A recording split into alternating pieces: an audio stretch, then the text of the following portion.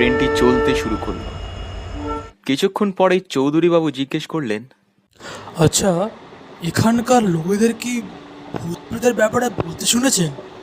না, সেরম কিছু শুনিনি, আর আমি ওইসবে বিশ্বাসও করি না। আমিও করতাম না, যতদিন না আমার বুকের লাগানো পেসমেকারটা খারাপ হয়ে গেল। উনি খুব মস্করা করেন।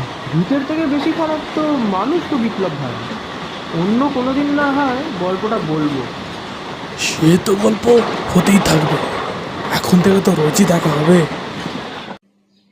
বিপ্লব কথাটা ঠিক বুঝতে পারল না।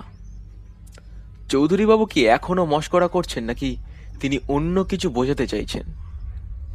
তখনই বিপ্লবের পায়ের কাছে কিছু একটা গড়িয়ে এলো। বিপ্লব নিচের দিকে তাকিয়ে দেখে এটা একটা ছোট্ট বাচ্চার মাথা।